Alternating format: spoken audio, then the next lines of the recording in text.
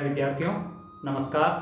पुनः आज आपके बीच कक्षा 11 भौतिक शास्त्र का प्रश्न वेक्टर सदिश राशियाँ क्या होती है और कितने प्रकार की होती है उससे संबंधित परिभाषाओं को हम समझने की प्रयास करेंगे।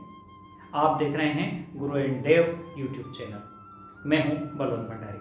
आइए हम देखते हैं विभिन्न डेफिनेशंस कौन कौन सी है और उसकी बात करते हैं। हम इन डेफिनेशन में हम जिन परिभाषाओं को आज पढ़ेंगे उसमें है आपका समान सदिश, इक्वल वेक्टर, ऋण सदिश, नेगेटिव और अपोजिट वेक्टर, असमान सदिश, अनइक्वल वेक्टर और शून्य सदिश, जीरो वेक्टर, स्थिति सदिश, पोजीशन वेक्टर, विस्थापन सदिश, डिस्प्लेसमेंट वेक्टर, एकांक सदिश, यूनिट वेक्टर और सदिश का मापांक तथा समानांतर सदिश की हम इसमें बात करेंगे।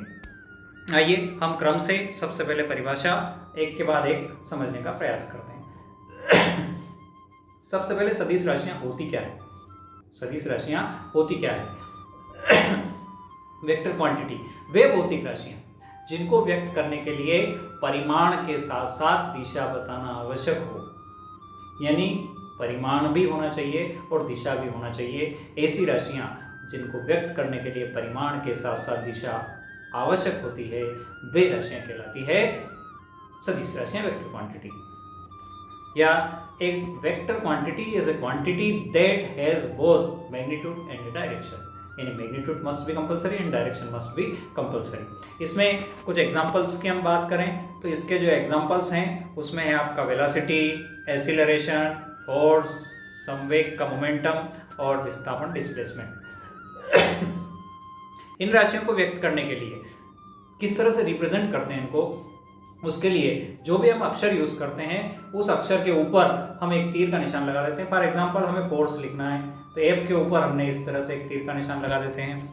यदि हमें आपको डिस्प्लेसमेंट लिखना है तो एस लिखा और एस के ऊपर इस तरह से तीर का निशान लगा देते हैं। या बोल्ड लेटर, गहरा अक्षर लिखकर भी इनको हम व्यक्त कर सकते हैं। आइए हम सदिश की परिभाषा के बाद अब बात करते हैं अलग अलग विभिन्न परिभाषाओं की। सबसे पहले आता है इक्वल वेक्टर या समान सदिश।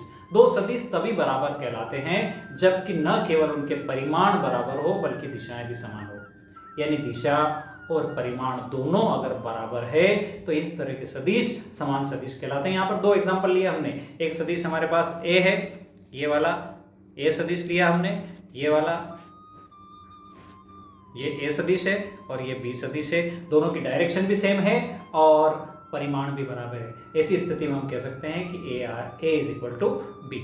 ये हुआ हमारा समान सदिश। Two vectors having same magnitude and direction are called equal vector. Direction और मैग्नीट्यूड उनका इक्वल होता है।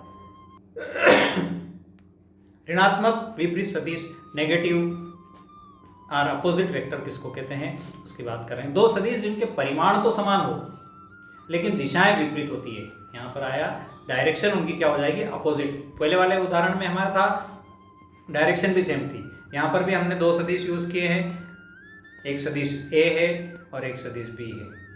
ये सदिश जिनके परिमाण बिल्कुल इक्वल परिमाण है लेकिन दिशाएं इनकी क्या हो गई, विपरीत। अर्थात हम कह सकते हैं कि A is equal to minus B या P Q is equal to minus Q P. ये सदिश कहलाएंगे ऋणात्मक या विपरीत सदिश। Two vector having same magnitude but opposite direction are called opposite vector. Magnitude same है, डायरेक्शन उनकी क्या है, अपोजिट है। नेक्स्ट देखिए समानांतर सदिश, पैरेलल वेक्टर। दो सदिश जिनकी दिशाएं तो समान हो, यानी एक ही डायरेक्शन में हो सकती है लेकिन परिमाण अलग अलग हो, ये सदिश समानांतर सदिश कहलाते हैं। Two vectors have the same direction and different magnitude. एक ही दिशा में अलग अलग मान के दो सदिश समानांतर सदिश कहलाते हैं। समांतर सदिश भी दो प्रकार के, लाइक अनलाइक होते हैं। उनकी बात हमारे इसमें नहीं है, इसलिए आवश्यकता पड़ने पर जब जरूरत होगी तो हम आपको अलग से उसको समझा देंगे। यहाँ पर हमने दो एग्जाम्पल लिए हैं। एक सदिश है 2 न्यूटन फोर्स एक दिशा में लगा है, उसी डायरेक्शन में 4 न्यूटन का फोर्स लगा है, यानी दोनों के वैल्यू तो अलग अलग है लेकिन डायरेक्शन एक ही है। अर्थात ये सदिश जो है ये सदिश कहलाएंगे समानांतर या पैरेलल सदिश। एकांक सदिश वह सदिश जिसका परिमाण एकांक हो, वह सदिश जिसका परिमाण कितना हो, एकांक हो, वो सदिश कहलाएगा unit vector. A unit vector is a vector with A length और मैग्नीट्यूड ऑफ 1। इस तरह के सदिश को व्यक्त करने के लिए जो भी राशि होती है उस राशि के ऊपर हंस पद चढ़ाते हैं या कैरेट लगाते हैं। कैरेट किस तरह से लगाते हैं मैं बता देता हूं आपको कि कैरेट कैसे लगाया जाता है। मान लो फॉर एग्जांपल हमको ए एकांक बताना है तो ए लिखकर हम उसके ऊपर इस तरह से कैप चढ़ा देंगे, या मान लो हमको एफ लिखना है तो एफ लिखा और उसके ऊपर इस तरह से कैप, यानी तीर का निशान तो है लेकिन सिर्फ कैप है उसकी, ये इस तरह से जो कहलाएगा ये कहलाएगा एकांक सदिश। एकांक सदिश निकालना हो तो एकांक सदिश A is equal to vector A, यहाँ पर जो हमने डिनोट किया है ये इसका फार्मूला है। नीचे वाला शब्द जो है मापांक यूज किया गया है, इसको भी हम जब सवाल हमारे आएंगे तब वहाँ पर विस्तृत रूप से मैग्नीट्यूड परिमाण निकालेंगे, उसका किस तरह से निकालते हैं वहाँ पर इसको हम समझेंगे। मापांक की परिभाषा हम अगली परिभाषा हम जस्ट समझ रहे हैं, वहाँ पर मापांक की परिभाषा भी हमारी उपलब्ध हो जाएगी। देखिए जीरो वेक्टर, शून्य सदिश वह सदिश जिसका परिमाण शून्य हो, उसका परिमाण कितना होना चाहिए, शून्य होता है, शून्य सदिश कहलाता है। दिशा निश्चित नहीं होती है, अर्थात a vector with zero magnitude but the certain direction is known as null vector और जीरो वेक्टर, यानी उसका परिमाण कितना होता है, जीरो होता है, शून्य होता है, यह सदिश कहलाता है शून्य सदिश या जीरो वेक्टर। स्थिति सदिश पोजीशन वेक्टर, वह सदिश जो किसी निर्देश बिंदु के सापेक्ष, निर्देश दिए गए हैं के सापेक्ष किसी क्षण वस्तु की स्थिति बताता है कि वस्तु इस समय कहां पर है।